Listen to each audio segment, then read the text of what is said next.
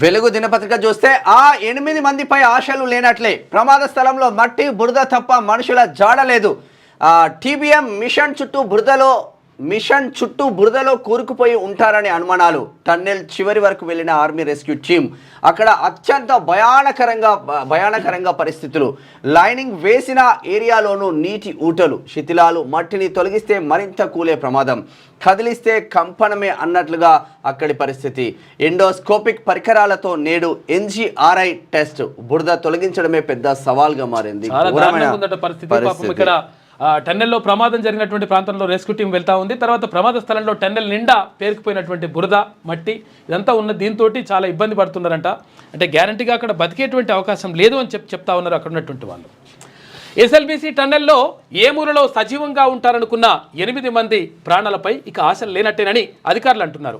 వాళ్ళంతా బురదలో కూరుకుపోయి ఉంటారని అనుమానాలు వ్యక్తం చేస్తున్నారు. 5 రోజుల నిరంతర ప్రయత్నాల తర్వాత ఎట్టకేలకు టన్నెల్లో ప్రమాదం జరిగిన చోటుకు ఆర్మీ రెస్క్యూ టీం బుధవారం సాయంత్రం చేరుకుంది. అక్కడి ఫోటోలను, వీడియోలను మీడియాకు విడుదల చేసింది. అసలు దారుణమైనటువంటి పరిస్థితి అక్కడ ఉన్నది. ఎందుకంటే అసలు యాక్చువల్గా ఇక్కడ వేరే దేశంలో ఇట్లా సేమ్ ఇక టన్నెల్లోనే చిక్కుకున్నప్పుడు బతుకుతారని చెప్పేసి అనుకున్నారు. అక్కడ బతికినరు 14 రోజుల తర్వాత కూడా దాని నుంచి తీసుకొస్తే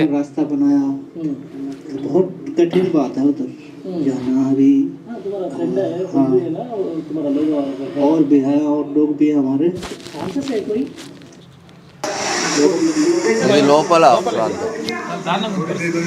पूरी मेहनत कर रहे हैं।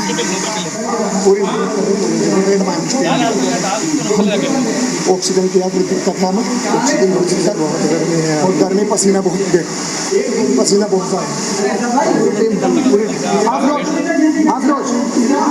हाँ, हम जहाँ तक पहुँचे तो हम पहुँच चुके हैं। हमारे साथ NDRF की टीम ने भी हिम्मत करी है। ये फिरोज हमारे साथ, ये हमारा राशिद, ये मुन्ना कुरैशी अंदर जाते हैं। मुन्ना इतना लंबा रिक्शा मतलब मुन्ना वापसी, मुन्ना प्लीज, मुन्ना वापसी, नहीं इससे आगे नहीं, इससे आगे। మళ్ళీ వచ్చే పరిస్థితి లేదంట. అందుకని వాపస్ రమ్మని చెప్తా ఉన్నారు వాళ్ళందరూ కూడా. అంటే ఇక్కడ వాళ్ళందరూ ఎక్కడ ఎవరు కూడా అదే कुरैशी है, रेड माइनर है जो उत्तरकाशी में 41 लोग निकाले थे। 41 हमने जी उत्तरकाशी में निकाले थे, देहरादून में जी। अभी हम टनल में गए थे दोपहर में 1 बजे, जो 8 लोग फंसे हुए हैं उनके चक्कर में, और हमारी पूरी टीम गई थी। 11 लोग थे, एक बाहर रह गया था। उसमें हम 1 बजे गए थे और 4 बजे पहुंचे थे हम। उसमें 3 बजे पहुंच गए थे। वहाँ पे हमने जाके रस्सा वस्सा बांधा है, आगे बिल्कुल मेन मूवमेंट पे पहुंचे हम वहाँ पे जाके। अभी हमें किसी का कोई आवाज़ या कोई चीज़ सुनाई नहीं दी है। हाँ, तो इसीलिए हम अफसोस के साथ कहते हैं अभी कोई हमारा देखते हैं, दोबारा फिर देखते हैं। अंदर का फंस गए लोगों का नहीं, ये चीज़ मैं नहीं कह सकता अभी ये चीज़ कह ही नहीं सकता, क्योंकि जब दिख ही नहीं रहे तो मैं कैसे कह दूँ। अभी उसमें पता है क्या है, वो लोग तो फंसे हुए ही है। अब जिंदा है या कैसे भी है, बस है ही जो भी है। मगर हम उसमें जाते हैं, हम गए थे, जो NDRF की टीम है वो भी हमारे पीछे पीछे गए थे। हमने उनसे कहा था आप हमारे पीछे पीछे चलो, आगे हम चलते हैं। हम आगे गए, బతికే అవకాశం లేదని చెప్తా ఉన్నారు వాళ్ళు. ఎందుకంటే అక్కడ ఇల్లు చాలా మందిని కాపాడినారు. ఇప్పుడు గతంలో చాలా ప్రమాదాలు జరుగుతాయి, తర్వాత ఇక్కడ నుంచి చాలా మందిని కాపాడినటువంటి వాళ్ళు చెప్తున్నది ఏంటంటే అక్కడ పరిస్థితి బాగాలేదు, ఎట్టి పరిస్థితుల్లో బతికేటువంటి అవకాశం లేదని చెప్తా ఉన్నారు అక్కడ ఉన్నటువంటి. ఇక ఆగి ఉన్న బస్సులో యువతిపై అత్యాచారం. పూణేలోని స్వర్గేట్ బస్ స్టేషన్లో ఆగి ఉన్న బస్సులో యువతిపై అత్యాచారం జరిగింది. ఘటన జరిగిన ప్రాంతం పోలీస్ స్టేషన్కు 100 మీటర్ల దూరంలోనే ఉంది. నిందితుడు రామ్దాస్ కోసం పోలీసులు గాలిస్తున్నారు. జీవితకాల నిషేధం వద్దు. వివిధ కేసుల్లో దోషులుగా తేలిన రాజకీయ నాయకులపై ఎన్నికల్లో పాల్గొనకుండా జీవితకాల నిషేధం విధించడం సరికాదని సుప్రీంకోర్టుకు కేంద్రం తెలిపింది. ప్రస్తుతం ఉన్న 6 ఏళ్ల అనర్హత సరిపోతుందని పేర్కొన్నది. అయితే ఈ మేరకు సుప్రీంకోర్టులో బుధవారం అఫిడవిట్ దాఖలు చేసింది. ఏ దొంగతనం చేసినా, ఏ లంగతనం చేసినా, వాడు ఎంత భూములను కబ్జాలు పెట్టినా, వాడు రాష్ట్రాన్ని కూలగొట్టి వేరే దేశానికి పారిపోయినా కూడా వానికి 6 ఏళ్ల నిషేధం విధించి మళ్ళీ మీరు ఎన్నికల్లో పోటీ చేయొచ్చని సుప్రీంకోర్టు చెప్తుంది. సుప్రీంకోర్టు చెప్పలేదు.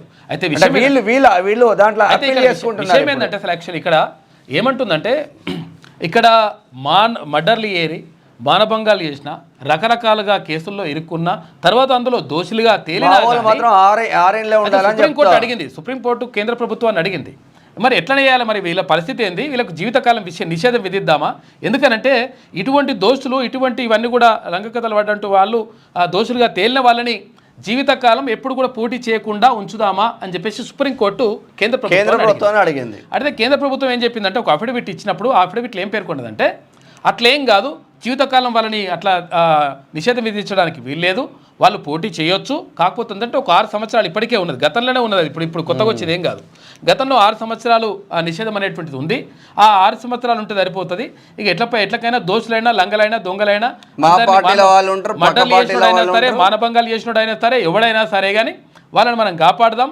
వాళ్ళకి 6 సంవత్సరాలు నిషేధం ఉంటుంది ఆ తర్వాత మళ్ళీ వాళ్ళు పోటీ చేసుకోవచ్చు మళ్ళీ వాళ్ళు గెలవచ్చు ఇక జనాన్ని నాశనం చేయొచ్చు అని చెప్పేసి చెప్తా ఉన్నట్టు ఇటువంటి చెప్పింది సుప్రీం. ఎందుకు ఇట్లా చెప్తారు అంటే చాలామంది ప్రజాప్రతినిధులుగా అనుకుంటోళ్ళు ఎంపీలుగా ఎమ్మెల్యేలుగా ఉన్న వాళ్ళు ఇప్పుడు ఒక 60% మంది మొత్తం కూడా క్రిమినల్స్ ఉన్నారు అని చెప్పేసి అంటే ఇప్పుడు అక్కడ కోర్టులో ఉన్నటువంటి కేసులు చెప్తా ఉన్నాయి అయితే ఇందులో కొంతమంది నిజంగా అన్యాయంగా కేసులు నమోదై ఉన్న వాళ్ళు కొంతమంది ఉంటారు అది వేరే విషయం కానీ కొంతమంది నిజంగా దోషులుగా తేలిన వాళ్ళు నిజంగా తప్పు చేసిన వాళ్ళు కూడా ఇటువంటి పరిస్థితుల్లో ఉండడం మాత్రం దారుణం. ఎంపీలు అంటే ఇప్పుడు లొట్టపీస్ అన్నందుకు ధర్మపురి అరవింద్ పైన SC/ST అట్రాసిటీ కేసు పెట్టిండ్రు మా పైన కేసీఆర్ పైన కొట్లాడినందుకు అటెంప్ట్ మర్డర్ కేసు పెట్టిండ్రు క్యూనిస్ మొత్తం మల్లన్న పైన ఇక బండి సంజయ్ పైన అనేక అక్రమ కేసులు పెట్టిండ్రు ఇది కాదు కదా వ్యవస్థ కాకపోతే అంటే సరే మరి నిజంగా చూసి బరాబర్ చేయాలి కానీ అది అటువంటిది ఏం చేస్తలేరు అయితే ఏం కాదు 6 సంవత్సరాలు నిషేధం విధిస్తే సరిపోతుంది జీవితకాలం నిషేధం ఏమొద్దు వాళ్ళు పోటీ చేయొచ్చు మంచిగా మళ్ళీ ఎన్నికలను ఉండొచ్చు అని చెప్పేసి కేంద్ర ప్రభుత్వం ఒక అఫిడవిట్ ఇచ్చిందంట సుప్రీంకోర్టుకి. మెట్రో 2వ ఫేజ్కు పర్మిషన్ ఇవ్వండి RRR సౌత్ భాగాన్ని మంజూరు చేయండి ప్రధాని మోదీకి సీఎం రేవంత్ విజ్ఞప్తి గంటపాటు సమావేశం 6 కీలక ప్రాజెక్టులపై చర్చ మూసీ గోదావరి లింక్ ప్రాజెక్టు కోసం 20,000 కోట్లు కావాలి regional ring rail dry port మంజూరు చేయండి ఇండియా సెమీ కండక్టర్ మిషన్కు అనుమతి ఇవ్వండి రాష్ట్రంలో 2016 నుంచి ఆవాస్ యోజన అమలైతలేదన్న ప్రధానమంత్రి అమలు కోసం కృషి చేయాలని సీఎంకు సూచన. ఏంటంటే అసలు యాక్చువల్గా నిన్న బీసీల గురించి కూడా అంటే 42% రిజర్వేషన్కి సంబంధించి మేము తీర్మానం చేస్తాం తర్వాత పార్లమెంట్లో ప్రవేశపెడితే మీరు కొంచెం మద్దతు ఇవ్వాలని చెప్పేసి ఆ విషయం కూడా అడుగుతారు అనుకుంటే ఆ విషయం అడగలేదంట కాకపోతే మెట్రో పనులు తర్వాత ఈ 4 అంశాల పైన పైసలు వచ్చే పనులు అన్నీ అడిగిండు. తెలంగాణ రాష్ట్ర అభివృద్ధికి దోహదపడే ముఖ్యమైన 6 ప్రాజెక్టులకు కేంద్రం నుంచి అన్ని విధాల సహాయ సహకారాలు అందించాలని ప్రధానమంత్రి నరేంద్ర మోడీని ముఖ్యమంత్రి రేవంత్ రెడ్డి కోరారు. ఇందులో హైదరాబాద్ మెట్రో 2nd ఫేజ్కు పర్మిషన్ ఇవ్వాలని రీజనల్ రింగ్ రోడ్డు అంటే RRR దక్షిణ భాగం మంజూరు చేయాలని విజ్ఞప్తి చేశారు. గత ప్రభుత్వం 10 ఏళ్ల పాటు హైదరాబాద్ నగరంలో మెట్రో విస్తరణపై దృష్టి పెట్టలేదని ప్రధాని దృష్టికి తీసుకెళ్లారు. హైదరాబాద్ భవిష్యత్ అవసరాలకు తగ్గట్టు మెట్రో 2nd ఫేజ్ కోసం తమ ప్రభుత్వం ప్రతిపాదనలు రెడీ చేసి నిరుడు నవంబర్ 4న కేంద్ర గృహ నిర్మాణ పట్టణ వ్యవహారాల మంత్రిత్వ శాఖకు అందజేయాలని చేసిందని ఆయన తెలిపారు. ఈ ప్రాజెక్టుకు కేంద్ర కేబినెట్ ఆమోదం తెలిపేలా చూడాలని చెప్పేసి ప్రధానమంత్రిని కోరిందంట. అయితే మెట్రో ఫేజ్ 2కు పర్మిషన్ ఇవ్వాలి తర్వాత RRRకు సంబంధించి సౌత్ భాగాన్ని మంజూరు చేయాలి ఇవన్నీ కూడా చెప్పిందంట నిన్న ముఖ్యమంత్రి రేవంత్ రెడ్డి ప్రధానమంత్రికి. ఇక 29 IPS పోస్టులు ఇవ్వండి ఉమ్మడి ఏపీ విభజన తర్వాత తెలంగాణకు కేవలం 61 IPS క్యాడర్ పోస్టులు వచ్చాయని ప్రధానికి సీఎం రేవంత్ వివరించారు. ఆ తర్వాత 2016లో జరిగిన క్యాడర్ రివ్యూలో మరో 15 పోస్టులు అదనంగా వచ్చాయన్నారు. అయితే ఇప్పుడున్న అవసరాలకు ఈ అధికారుల సంఖ్య సరిపోవడం లేదని తెలిపారు. రాష్ట్రపతి ఉత్తర్వులతో కొత్తగా అమల్లోకి వచ్చిన 10 పోలీస్ యూనిట్లను 29 పోలీస్ యూనిట్లుగా వ్యవస్థీకరించామన్నారు. సైబర్ నేరాలు డ్రగ్స్ కేసులు పెరగడం రాష్ట్రంలో పెరిగిన పట్టణాలు ఇతర అవసరాల దృష్ట్యా అదనంగా 29 IPS పోస్టులు మంజూరు చేయాలని ప్రధానికి కోరింది. అయితే ఏమైందంటే అసలు యాక్చువల్గా ఇంకొక 29 IPS పోస్టులు అంటే IPS ఆఫీసర్లు కావాలి ఎందుకంటే ఇప్పుడున్న వాళ్ళు సరిపోవడం లేదు. ఇక్కడ సైబర్ క్రైమ్స్ కానీ తర్వాత డ్రగ్స్కి కానీ ప్రత్యేక విభాగాలు ఏర్పాటు చేయాలి. ఏర్పాటు చేయాలంటే ఏమవుతుంది అసలు యాక్చువల్గా ఇప్పుడున్నటువంటి ఎస్పీలకు కానీ ఇప్పుడున్నటువంటి సిపిలకు కానీ వాళ్ళకి అదనంగా బాధ్యతలు అప్పచెప్తా ఉన్నాం. దీనివల్ల వాళ్ళకు అదనపు భారం పడి వీటిని పట్టించుకోకుండా ఉండేటువంటి ప్రమాదం ఉంటుంది. తర్వాత పూర్తి స్థాయిలో దృష్టి సారించేటువంటి అవకాశం ఉండదు. కాబట్టి ఇక్కడ ప్రత్యేకంగా వాళ్ళ ఇంకో 29 ఇంకో 60 ఎంతమంది 61 మంది 61 మంది 61 మంది అంటే కేవలం 61 మంది ఉంది, మినిమంలో మినిమం 29 మంది ఇంకో 29 మందిని ఇవ్వండి, ఇస్తే మాకు కొంతవరకు పూర్తి స్థాయిలో ఉంటారు. దీనివల్ల మేము అంటే ఇక్కడ డ్రగ్స్కి సంబంధించి కంట్రోల్కి సంబంధించి కానీ తర్వాత ఇక్కడ ఏది సైబర్ మోసాలకు సంబంధించి కానీ ప్రత్యేకంగా వాళ్ళు దృష్టి పెట్టేటువంటి అవకాశం ఉంటుంది, దీనివల్ల మంచి జరుగుతుందని చెప్పేసి జిల్లాలు కూడా పెరిగినాయి కాబట్టి 33కి 33 అటే పోయాయి.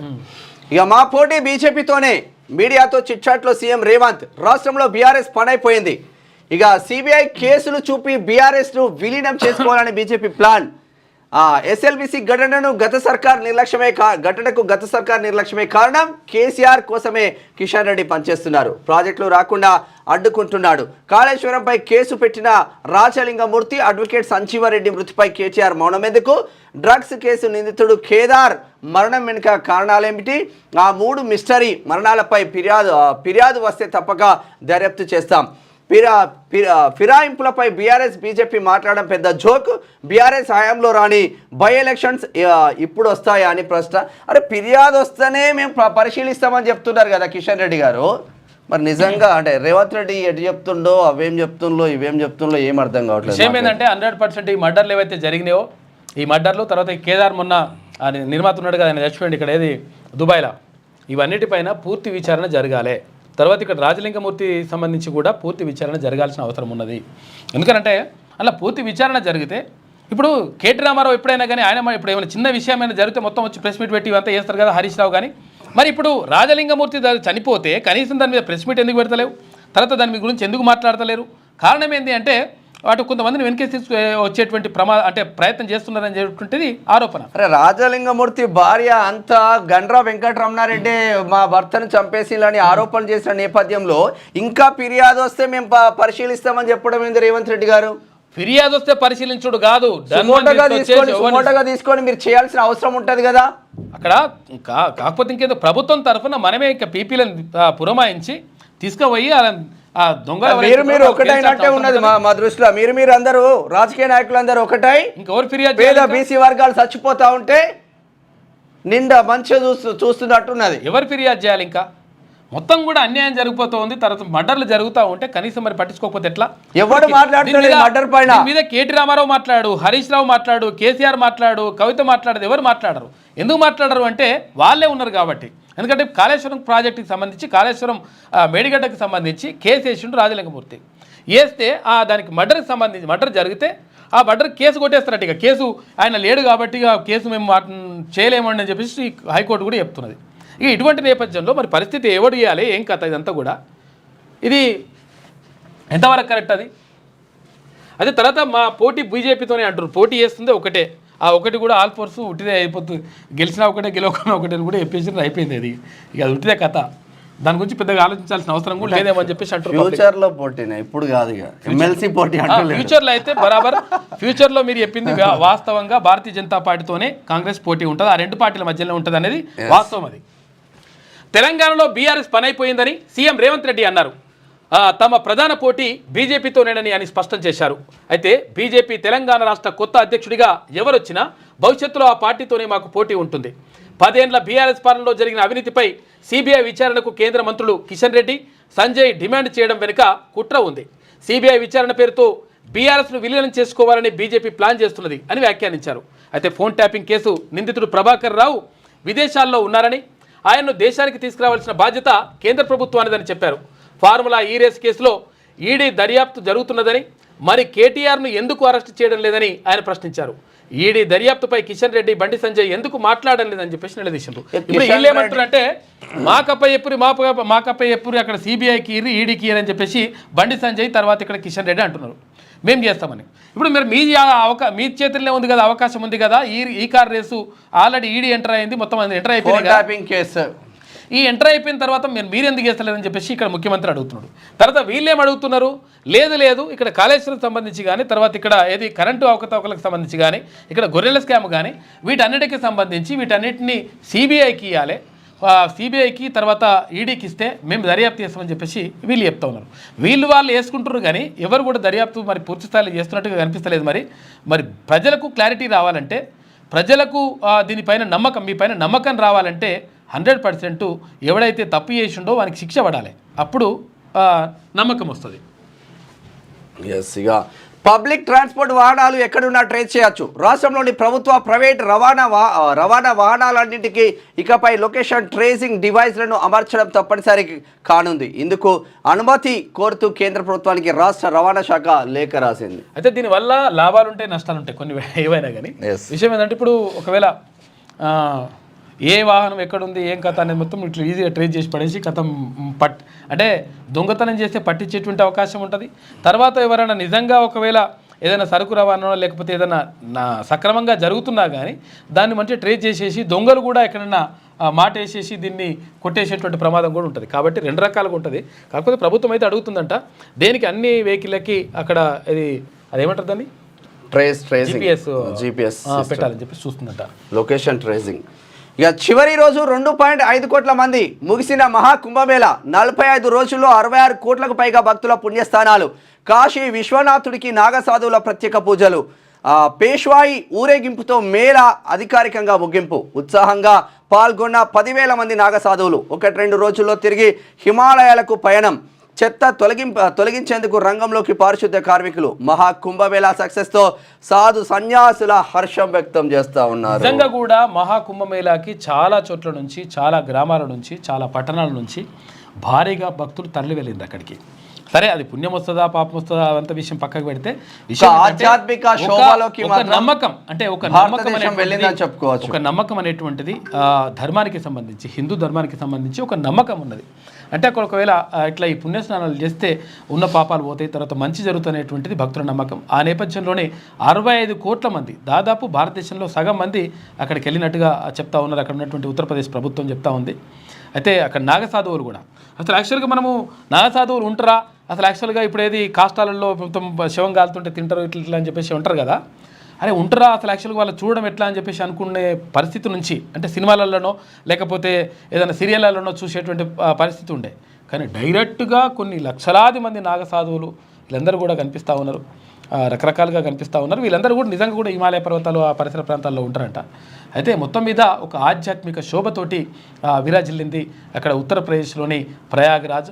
మొత్తం మీద మహాకుంభమేళ నిన్న శివరాత్రి పర్వదినం సందర్భంగా ముగిసినట్టుగా తెలుస్తూ ఉంది. ఇక సంపన్న ఇమిగ్రేట్లకు ట్రంప్ గోల్డ్ కార్డు. రూపాయలు 44 కోట్లు పెట్టుబడి పెడితే అమెరికా సిటిజన్షిప్. అమ్మా, ప్రస్తుతం ఉన్న EB-5 ఇన్వెస్టర్ వీసాలు రద్దు. 2 వారాల్లోనే కొత్త గోల్డ్ కార్డ్ స్కీమ్ అమలవుతుందన్న ట్రంప్. 44 కోట్లు పెడితే మీకు అమెరికా సిటిజన్షిప్ ఇస్తాడంట. అయితే విషయం ఏంటంటే అసలు యాక్చువల్గా గతంలో ఒక 5 సంవత్సరాలు అక్కడ అమెరికాలో ఉన్న ఎవరికైనా కానీ అప్పుడు గ్రీన్ కార్డ్ అనేటువంటిది ఇచ్చేది. అంటే అక్కడ అమెరికా పౌరసత్వం తీసుకోవడానికి కూడా అవకాశం ఉండే. తర్వాత ఇక్కడ నుంచి వెళ్ళినటువంటి దంపతులకు అక్కడికి వెళ్ళిన తర్వాత పిల్లలు పుడితే అక్కడ పుట్టినటువంటి పిల్లలకు అమెరికా పౌరసత్వం ఆటోమేటిక్గా వస్తుండే జన్మతః. అయితే అదంతా ఏం చెల్లదురా నాయన, అదంతా ఏం బంద్, ఇదంతా మొత్తం బంద్ చేయాలి. ఈ గ్రీన్ కార్డులు అన్నీ బంద్ చేయరు.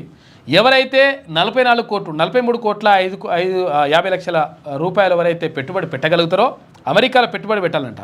అమెరికాలో పెట్టుబడి పెట్టి అక్కడ పరిశ్రమల్లో లేకపోతే ఏదన్నా పెట్టుబడి పెట్టి అట్లా చేయగలిగిన వాళ్లకు డైరెక్ట్గా గ్రీన్ కార్డు కాదు మీకు గోల్డ్ కార్డు ఇస్తాం, బంగారం కార్డు ఇస్తామని చెప్తా ఉన్నాడు ట్రంప్. అంటే అక్కడ ఉండేందుకు అవకాశం ఇస్తారంట, తర్వాత అమెరికా పౌరులుగా వాళ్ళని గుర్తిస్తారంట, రకరకాలుగా ఇట్లా చేస్తామని చెప్పేసి ట్రంప్ చెప్తున్నాడు. మొత్తం మీద అమెరికానే ఫైనల్ అని చెప్పి చెప్తున్నాడు. దీనివల్ల కొంత నష్టం కొంత లాభం కూడా జరుగుతుంది అమెరికాకు. ఎందుకంటే అక్కడ ఉన్నటువంటి స్థానికులకు లాభం జరిగేటువంటి అవకాశం ఉంటుంది కొంతవరకు, కానీ కొంత నష్టం కూడా జరుగుతుంది. ఎందుకంటే ఏ దేశం కూడా అమెరికాను నమ్మేటువంటి పరిస్థితి ఉండదు. అంటే మొత్తం స్వార్థం కోసమే ఆలోచిస్తుంది అని చెప్పేసి క్లియర్ కట్గా డైరెక్ట్ చెప్తున్నాడు ట్రంప్.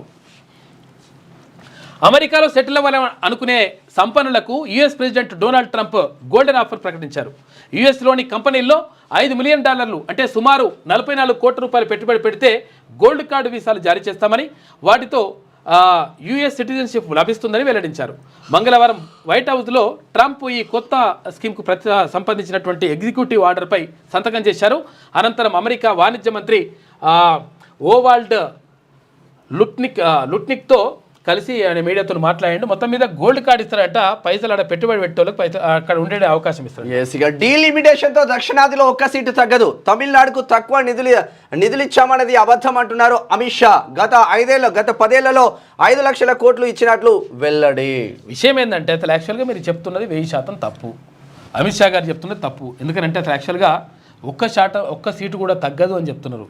సీట్లు ఎన్ని పెరుగుతాయో చెప్పాలి మీరు.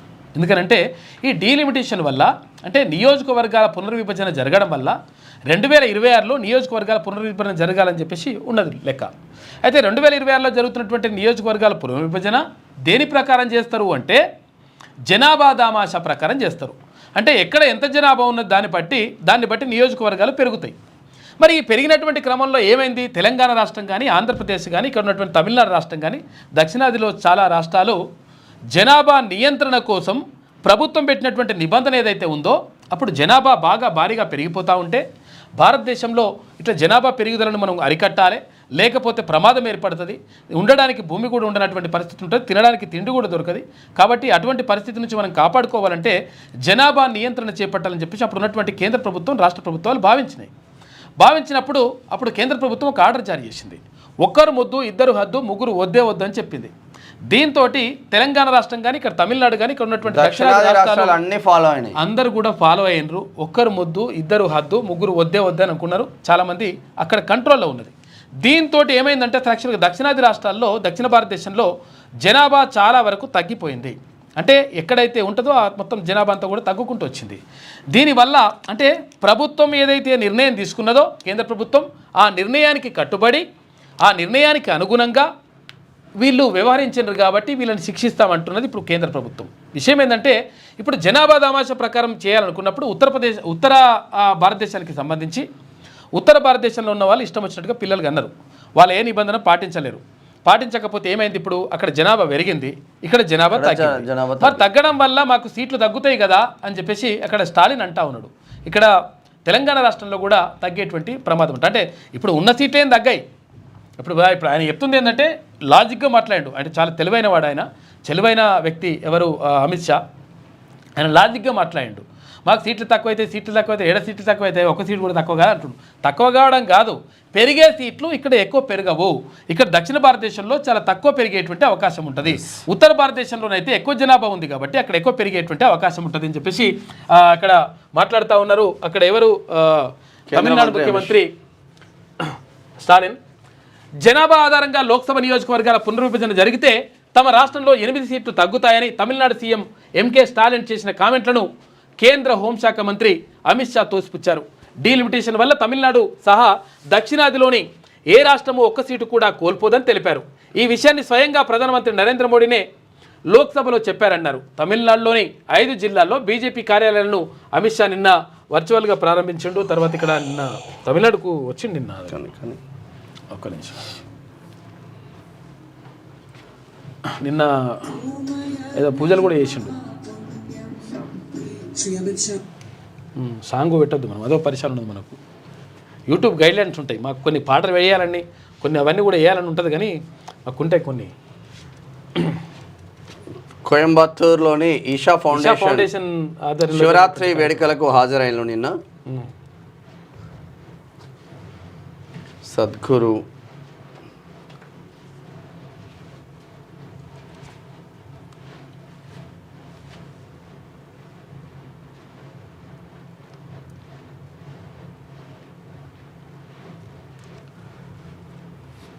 నిన్న కార్యక్రమం మంచిగా పెట్టినే జరిగింది.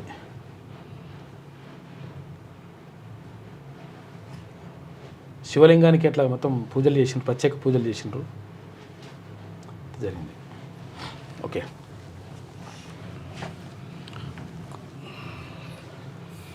సీటు తగ్గదంటున్నారు కానీ దక్షిణ భారతదేశంలో సీట్లు తగ్గుతాయి. అంటే ఉత్తర భారతదేశం కంటే దక్షిణ భారతదేశంలో సీట్లు తక్కువ అయ్యేటువంటి అవకాశం ఉంటుంది, ఎందుకంటే జనాభా తక్కువ అయింది కాబట్టి.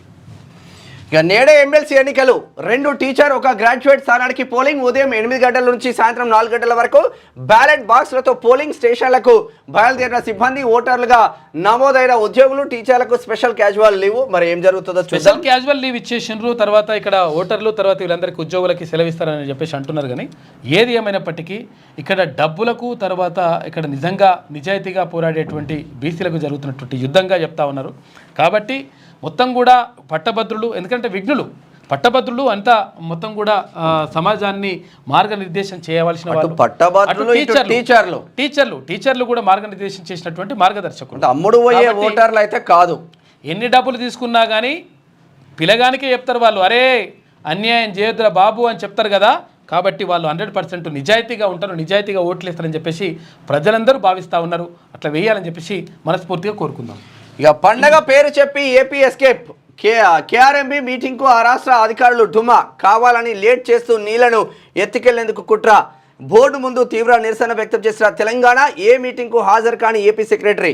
అన్ని మీటింగ్లకు రాష్ట్రం నుంచి రాహుల్ బొజ్జా, శ్రీశైలం నుంచి ఏపీకి ఒక్క చుక్క కూడా ఇవ్వద్దని తెలంగాణ డిమాండ్. ఏపీ అధికారుల తీరుతో సమావేశం నేటికి వాయిదా. ఒక్క దాని కూడా వస్తలేరాలు. హరహర మహాదేవ. మహాశివరాత్రి నేపథ్యంలో శివాలయాలు కిటకిటలాడినాయి. మహాశివరాత్రి సందర్భంగా బుధవారం రాష్ట్ర వ్యాప్తంగా శివాలయాలు శివనామ స్మరణతో మారుమోగాయి. వేములవాడ, శ్రీశైలం, కొమరవెల్లి, రామప్ప, కాళేశ్వరం, ఏడుపాయల, బాసల ఆలయాలు జనసంద్రంగా మారాయి. వేములవాడ రాజన్నను దర్శించుకునేందుకు తెలంగాణతో పాటు ఏపీ, మహారాష్ట్ర, ఛత్తీస్గఢ్ నుంచి తరలి వచ్చిన భక్తులతో క్యూ లైన్లన్నీ కూడా నిండిపోయినాయి. భారీగా తరలి వచ్చిన కీసరగుట్టకైతే అసలు మామూలుగా కాదు. తర్వాత ఇక్కడ ఏది రాజరాజేశ్వర స్వామి ఆలయానికి సంబంధించి వేములవాడ కూడా భారీ ఏర్పాట్లు చేసిండ్రు. అక్కడ మొత్తం కూడా గ్రౌండ్ అంతా కూడా అవన్నీ కూడా ఇంకా టెంపుల్ డెవలప్మెంట్ చేయాల్సిన అవసరం ఉంటుంది. అది ఎండలు దంచి కొడతాయి, బయటికి రాకండి. మార్చి 2 వరకు జాగ్రత్తగా ఉండాలి, వాతావరణ శాఖ హెచ్చరిస్తున్నది. 37 నుంచి 40 డిగ్రీలు నమోదయ్యే ఛాన్స్. వేడి గాలుల కారణంగా పెరిగిన ఎండ తీవ్రత. బాగా ఎండలు ఉంటాయంట, బయటకు రాకురి, జాగ్రత్తగా ఉంటారు. వాటర్ ఎక్కువ తాగురి, లేకపోతే జ్యూస్ అన్న తాగండి, ఏదైనా లిక్విడ్ తీసుకోండి. లిక్విడ్ తీసుకుంటే కాక తీసుకునేది. లేటెస్ట్ న్యూస్ తెలుగు మరియు ఇంగ్లీష్ అప్డేట్స్ కోసం ఇప్పుడే క్యూన్యూస్ అఫీషియల్ యాప్ ని ప్లే స్టోర్ నుండి డౌన్లోడ్ చేసుకోండి. సరికొత్త సమాచారాల కోసం క్యూన్యూస్ వెబ్సైట్ ని ఫాలో అవ్వండి. ఛానల్లో ప్రాంతీయ, జాతీయ, అంతర్జాతీయ వార్తలు వీక్షించండి. లైక్ చేయండి.